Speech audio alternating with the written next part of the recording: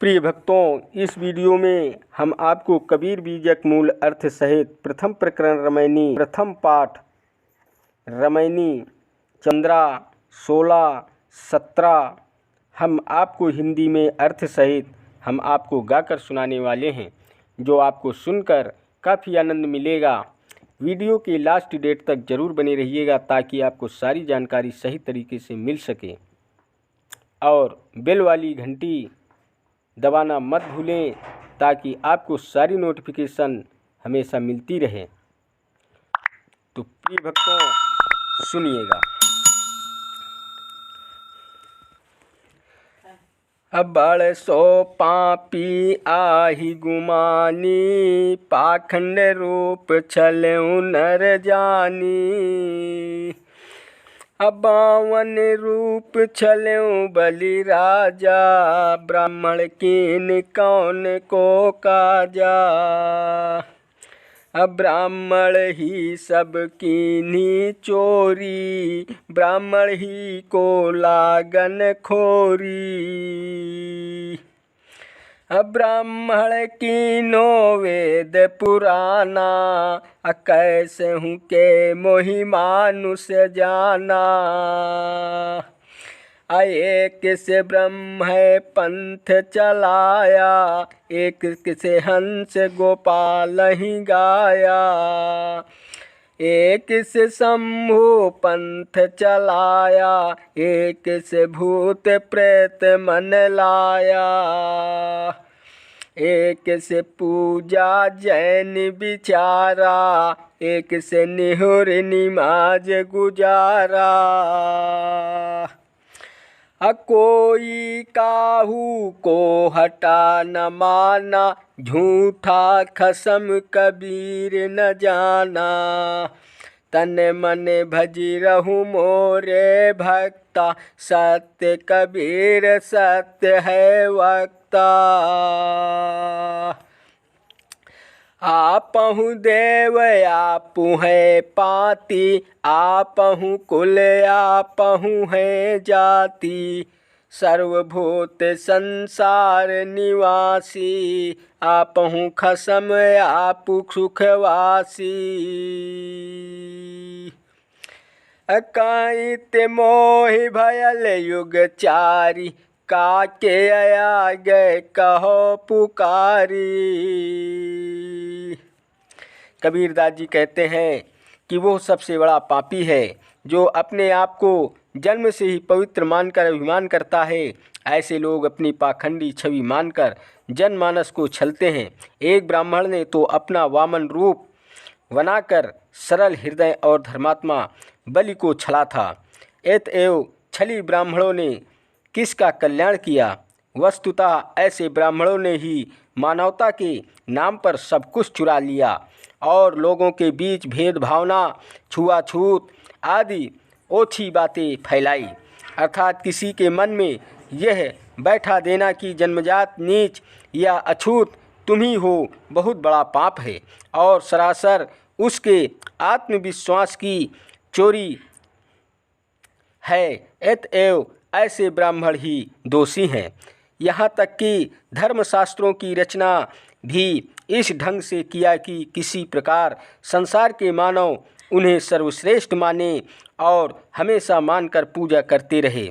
ध्यान देने योग्य बात यह है कि केवल ब्राह्मण पुरोहित ही अकेले दोषी नहीं है, अपितु सभी धर्मों के पुरोहितों में पाखंड, दंभ, घमंड, भेदभाव आदि पनपते हैं और सभी दोषी हैं। सद्गुरु कहते हैं कि उन्होंने अनेक पुराणों एवं धर्म ग्रंथों की रचना की। एक ग्रंथ से ब्रह्मवादियों का पंथ चला, एक ने कृष्ण को ही हंस एवं ब्रह्म मानकर संप्रदाय चलाया। एक ग्रंथ से शैव मार्ग निकला तो एक से भूत प्रेत की उपासना चल पड़ी और लोग भ्रम में पड़कर मन लगाते चले गए। एक ग्रंथ से जैनियों की पूजा पद्धति चली और उनका पंथ कायम हुआ। एक ग्रंथ से मुस्लिम मार्ग चला जिसमें रोज़ पाँचों वक्त झुक झुक कर नमाज पढ़ना शामिल था। इसी प्रकार अन्य अनेक संप्रदाय चले। सभी पंथ वाले अपने आप को ही परम आस्तिक ईश्वर एवं सत्य के एकाधिकारी या ठेकेदार, मुक्ति एवं स्वर्ग के दाता मानकर दूसरे संप्रदाय वालों की नास्तिक, काफिर, अपवित्र और तुच्छ मानते रहे और किसी संप्रदाय ने भी बुद्धिमानों की सीख नहीं मानी और इन लोगों ने अपने झूठे स्वामित्व का ही प्रदर्शन किया। कबीरदास जी कहते हैं कि ए भक्तों, अपने मन, वाणी एवं शरीर को पवित्र करो। तुम्हारा सद्गुरु सत्य का उपासक एवं सत्य का ही वक्ता है। सबके हितों में रहने वाला यह चेतन ही परम देवता है और इन्हें पूजने के लिए उत्तम कुल, जाति, फूल, पत्ते की जरूरत नहीं है। ये स्वयं ही सब कुछ हैं। अर्थात अपने मन, वाणी, पवित्र शरीर से स्वात्माराम में रमना ही सर्वोपरि सिद्धांत है। सभी सांसारिक जीव अपने अपने स्वामी हैं और वे अपनी स्वरूप स्थित पाकर स्वयं आनंद कंद हैं। सद्गुरु कहते हैं, किसके आगे पुकार कर कहूँ कि ये करो वो करो। मेरे जैसे लोगों ने ये संदेश संसार के मनुष्य को चारों युगों में दिया है। चाहे मानो ना मानो, समझो या ना समझो। साच ही कोई न माने, झूठ ही के संग जाए। झूठ ही झूठा मिली रहा, अहमक खेहा खाए।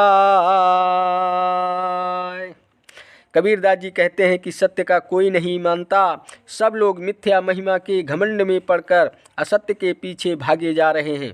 असत्य और कल्पित मान्यता रखने वाले आपस में मिलकर अपना दल बढ़ा रहे हैं और अंततः ज्ञानी लोग भूल ही फांकते हैं। अबो नहीं बंदरिया परी गौ सांझा, अगुआ भूला बन खंड मांझा। अपिये अंतय धन अंतय रही, चौपरी कामरी माथय गही। सद्गुरु कहते हैं कि मनुष्य का हृदयाकाश में अज्ञान के बादल झुक गए हैं और उसका अंतःकरण घोर अंधकार से ढक गया है। धर्म संप्रदायों के अगुआ एवं गुरु लोग अनेक धर्मशास्त्र रूपी जंगल में स्वयं भटक गए हैं। वे अज्ञानतावश परमात्मा को परमात्मा अंतरात्मा से अलग मानकर बाह्य जीवन अर्थात बाल्यावस्था, कौमार्यावस्था, युवावस्था और वृद्धावस्था वाले शरीर रूपी कंबल को अथवा वासना रूपी चतुष्टय अंतःकरण को धोते रहते हैं। अब फूलवा भार न ले सके, कहे सखियन सोरो। अज्यो जो भीजय कामरी, त्यों तो भारी हो। मनुष्य वृद्धावस्था आने पर इतना शिथिल या जर्जर हो जाता है कि उससे फूल का भार भी नहीं उठाया जाता और रो रो कर कहता है कि जैसे जैसे कम्बल भीगता है वैसे वैसे वो वजनदार होता जाता है, अर्थात उत्तरोत्तर कायाकल्प हो जाती है। चलत चलत यति चरण पिराना, हारि परे तहाँ यति सयाना। अगड़ गंधर्व मुनि अंत न पाया, हरियलोप जग धंधे लाया।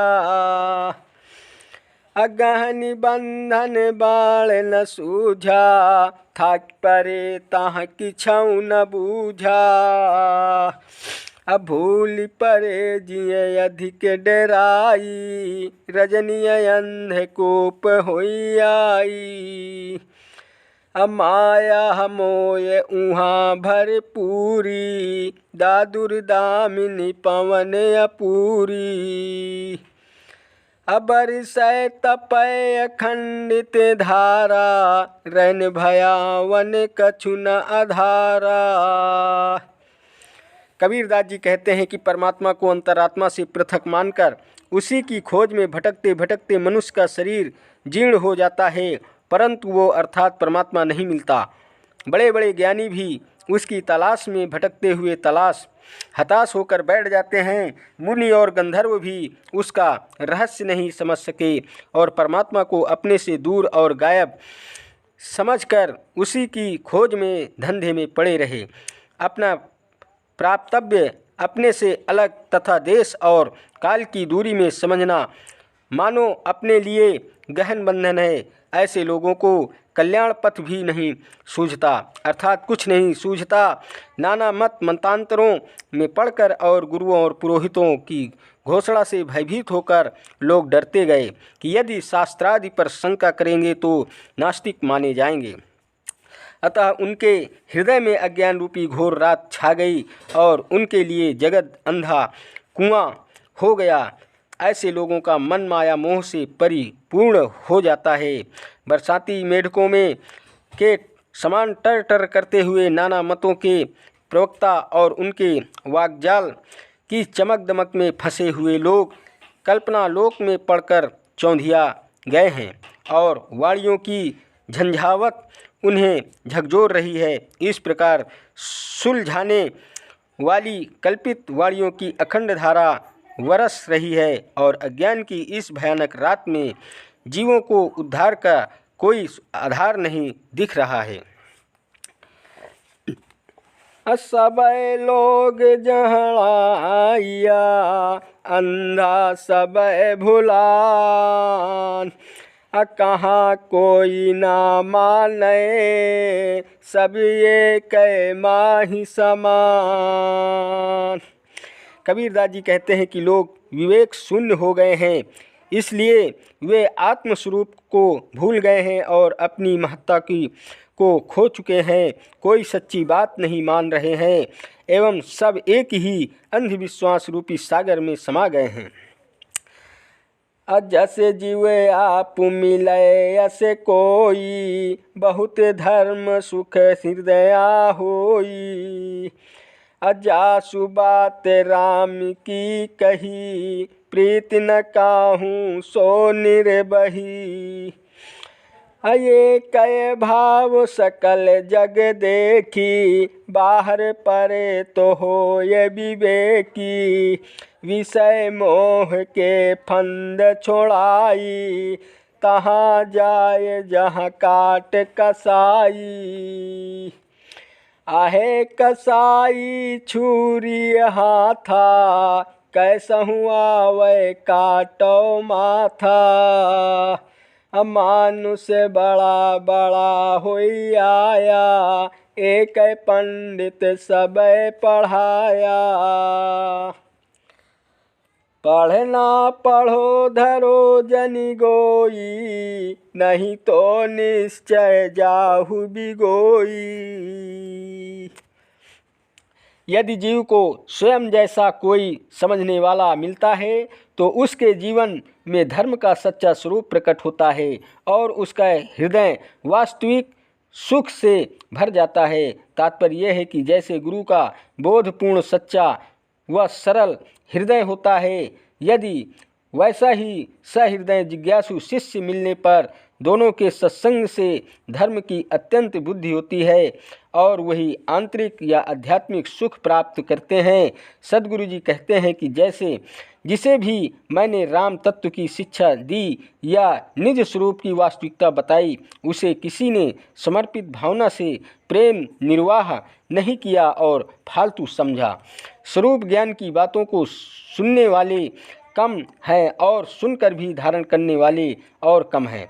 दुख इस बात का है कि संसार के सारे लोग अज्ञान की एक ही धारा में बहते हैं, परंतु जो इससे बाहर हो जाता है वही विवेकी अर्थात ज्ञानी है। सांसारिकता के राग और भय से ऊपर उठा व्यक्ति ही तो हंस है, बल्कि परम हंस है। कुछ तो ऐसे भी सच्चे दिल के साधक हैं जो विषय मोह की फांसी को काटकर और सांसारिकता से भागकर भी बाहर जाकर ऐसे गुरु के चक्कर में पड़ जाते हैं जो उनके विवेक का वध कर देते हैं, अर्थात कसाई जैसा बर्ताव करते हैं। ऐसे अनेकों कसाई तैयार बैठे हैं जिनके हाथों में अविवेक की छुरी है और वे सदैव इसी ताक में रहते हैं कि कोई आ जाए तो उसके विवेक का वध कर दूं। संसार में बहुत बड़े बड़े लोग हुए, परंतु उन्हें एक जैसी शिक्षा मिली जो स्थूल काय और स्वरूप ज्ञान से दूर है। इसीलिए ये लोग भी आत्मचिंतक न होकर परोक्ष उपासक ही बने रहे। गुरुजनों से पढ़ना लिखना अच्छी बात है और शास्त्रों को भी पढ़ो, उपदेशों मंत्रों आदि का मनन करो, जप करो, परंतु उनकी परख करने के बाद अर्थात गुरु की पहचान अत्यावश्यक है। अन्यथा अंधानुकरण करते रहने से अंत तो गत्वा पतित ही हो जाओगे। सुमिरण करहूँ राम का, छाड़हूँ दुख की आस, अतर्यो पर धय चापी है, जस कोल्हू कोटि पिचास। कबीरदास जी कहते हैं कि सदैव आत्मा रूपी राम का स्मरण करो और इन दुखदायी विषय भोगों की आशा छोड़ दो, अन्यथा कोल्हू में पड़े हुए धान के समान 50 फेरे तक पिसते रहोगे। अर्थात जैसे कोल्हू के अनाज की पिराई होती है, वही दशा वासनाओं के कोल्हू में पिसकर तुम्हारी भी होगी। अतः समय रहते चेतो। अद्बुद्धि पंत वरणी नहीं जाई, भूल है राम भूल दुनियाई, अजो चेतहूँ सो चेतहूँ रे भाई, नहीं तो जीव यम ले जाई। अशब्द न मानय कथय ज्ञाना, तात यम दियो है थाना, असंशय सावज वसय शरीरा, तिन खायो अन बेधा हीरा। कबीरदास जी कहते हैं कि संसार में अनेक अद्भुत संप्रदाय हैं जिनका वर्णन करना कठिन है। इन संप्रदायों में पढ़कर लोग निज स्वरूप अर्थात राम को तो भूल ही जाते हैं, सद्व्यवहार भी भूल जाते हैं। इसलिए हे भाई, अगर जानना है तो जग जाओ, अन्यथा वासना रूपी यमराज संसार में पटक पटक कर मार डालेगा। लोग वास्तविक ज्ञान को नहीं मानते, बल्कि परंपरागत शास्त्रों एवं सुनी सुनाई बातों का ज्ञान ही प्रचारित करते रहते हैं, अर्थात लकीर के फकीर ही बने रहते हैं। इसलिए उनका मन अज्ञान एवं वासना रूपी यम का घर बन गया है। सद्गुरु कहते हैं कि मनुष्य के हृदय में जो संशय रूपी पशु रहता है, उसी ने अखंड हीरा रूपी जीव को भ्रम में डालकर पथ भ्रष्ट कर दिया है। तात्पर्य यह है कि सबसे पहले अपने अंदर के विकार को दूर करो। असंशय सावज शरीर में, संग ही खेल जुआर, अवैसा घायल बापुरा, जीव ही मार झार। मनुष्य के शरीर में जो संशय पशु रहता है, वही जीव के साथ मिलकर सदैव जुआ खेलता है और जीव को जलाकर मार रहा है।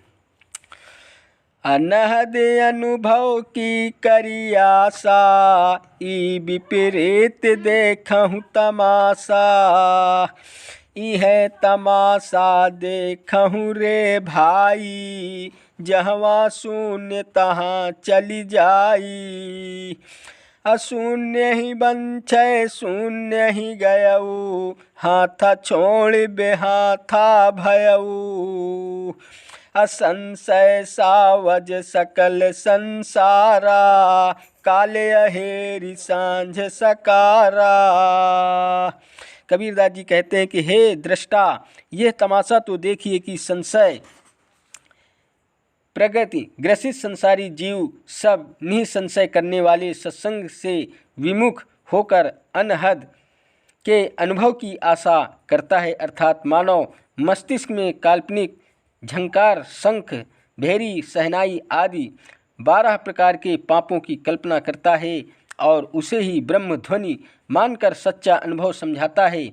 इसी से हठ योगी मोक्ष की आशा करते हैं, परंतु अपने वास्तविक स्वरूप को छोड़कर शब्द दृश्य में उलझना कहाँ तक उचित है। यह तो तमाशा बीन के तमाशे की तरह है। उसे ही सच मानकर देख रहे हो तो देखो, ये हठ योगी शून्य में भागे जा रहे हैं। अर्थात जो अपने लक्ष्य को शून्य में खोजता है वो शून्य में ही जाता है और अपने आप हाथ आए सुनहरे अवसर को खो देता है। एक तरफ संशय पशु संसार के सभी लोगों को दुख दे रहा है, परंतु दूसरी तरफ मृत्यु रूपी शिकारी देहधारी के पीछे लगा है। काल का चक्र दिन रात लगातार घूम रहा है और देहधारी उसमें पिस रहे हैं। अर्थात रात दिन शंका बनी हुई है कि सब काल कलवित हो जाएंगे। असुमिरण करहु राम का, काल गहे हैं केस, ना जानो कब मारी है, क्या घर क्या परदेश। कबीरदास जी कहते हैं कि ये मनुष्य, तू सारा प्रपंच छोड़कर आत्मा रूपी राम का ही भजन कर और सावधान हो जा, क्योंकि तेरी चोटी को काल ने पकड़ रखा है और तू घर में रहे या परदेश में, पता नहीं कब कहाँ काल अपना ग्रास बना ले। इसलिए भागना और भय करना बेकार है। प्रिय भक्तों, वीडियो अगर पसंद आया हो तो वीडियो लाइक शेयर और सब्सक्राइब कीजिएगा। चैनल पर नए हैं तो बेल वाली घंटी दबाना मत भूलें। Thank you.